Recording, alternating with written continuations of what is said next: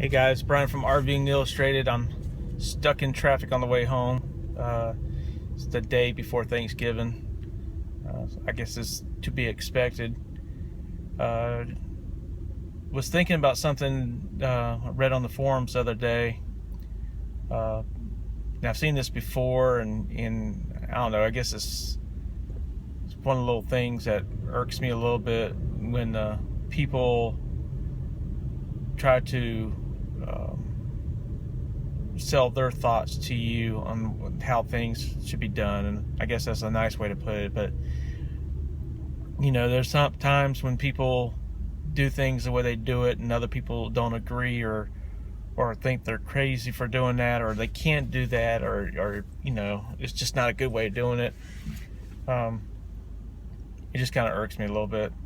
Anyway, the topic was about somebody was going on a trip, or they're planning a trip, not an RV, they're looking at renting or possibly buying something cheap and then reselling it later. But they have a pretty good trip planned out. It's like a 6,000 mile trip, and I think they had about a month and a half or so to do it in. And excuse me. And of course, you had people there that who were, don't do that. You can't do it in that time. You're not going to be able to stop and smell the roses. You're not going to enjoy what you're doing, and that's just too much. It's just going to be too hard to do it, and your kids are not going to enjoy it, and so on, so on.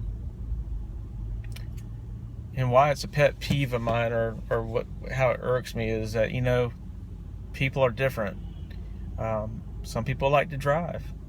Some people don't like to drive. Some people will only want to do 50 miles or 100 miles a day, and that's fine if you got the time to do that, and that's the type of person you are. But a lot of people are still in the working world, and they want to see things, destinations, and or go places and spend time at one place, and and not make it an entire journey. They may have due to scheduling reasons, they may need to be back. They may need back to work, or kids back to school, or whatever. And if they want to drive 10-12 hours a day, without stopping and seeing the sights or whatever like that, that's up to them. That's not up to for anybody else to decide. So if you're one of these people and you're trying to decide whether or not, if a trip is just too much, you're the only one that can tell yourself that. How far can you drive? How far have you driven? If you are not sure and you've not driven a long distance, then I suggest that you go and take a weekend trip somewhere and get in the car on Saturday morning and drive as far as you can drive until you get tired, and then stop, spend the night, and turn around and drive home. And there you go. There's your breaking point right there. Now, if you're not doing it with an RV or towing anything, I suggest you might want to knock off just a little bit, because there is a difference between driving a car, especially a smaller car, than driving a motorhome or a truck pulling a trailer. There's a little bit. Some people say they can't tell the difference. Some will say there's a big difference. But I would err on the side of caution. And if you could drive 12 hours in one day in your car, I'd say make it 8 to 10. Plan on 8 to 10 in your motorhome or towing an RV. Give yourself a little bit more. You're probably gonna go a little bit slower, and you're gonna want to stop, and you probably will have to stop to fill it more often. So you gotta consider those factors in there, and then take advantage of those factors too. So if you got a vehicle that's only going to get you a few hundred miles before you need to start looking at filling up again, then take advantage of that and stop and stretch your legs, and eat some lunch or dinner or whatever you're doing. But you're just gonna have to kind of figure out everything on your own of how you're going to be able to do it. There's no set distance set in stone. We've gone on a trip from where we're at down to Destin, Florida, and we've done it a couple times. I did it one time driving a F-250 crew cab pulling a 35-foot travel trailer, and I've done it driving our 32-foot motorhome towing a car on a tow dolly behind me. And to me, the motorhome was a little bit easier of a drive. It's easier than pulling the truck in the travel trailer was, and it has to do with, you know, just the way it's made and the way they pivot and everything. But you know, I've done them both. You know, when we went to Destin the first time in the travel trailer, we drove straight through, and, you know, it took us a good 12-13 hour day to get down there, and then on the way back we stopped and spent the night somewhere, and broke it up in 2 nights. And to me, to be honest, there was not really much of a difference in the 2 trips there. And it was the same way with the motorhome. When we went down with the motorhome, we stopped at the same place that we stopped on the way back, about midway, and then went on the next day, got there, and then on our return trip we were going to do the same thing, but we decided to go a different way, and we just drove straight home. And, you know, we left probably 9 or 10 o'clock in the morning and got home. It was about midnight or so, maybe 1 o'clock in the morning, because we did stop and eat dinner at a restaurant. But, you know, to me, actually, I don't think I was any more tired driving straight through and driving for 12-13 hours than I was for driving 6 or 7 hours.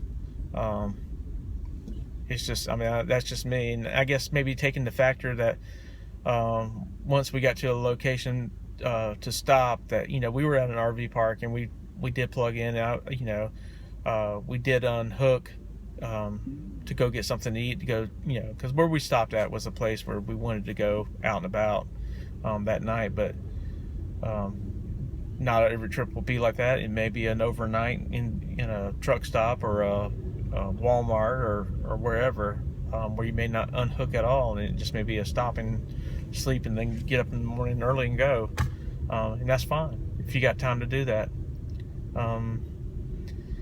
Myself, we, you know, if we want to stay within 3 or 4 hours of where we live, then, you know, that's all we got. But if we want to do a trip like Destin or even further out, which is, you know, 600-700 miles away, we're just going to have to drive and get to our destination, especially if we have a short period of time. And most of the time we only take you know, at the most we'll take a 1-week trip. Now, it's not meaning that in 1 week I'm expecting to go from North Carolina out to California or anything. I know that's not by any means possible, or it won't be fun.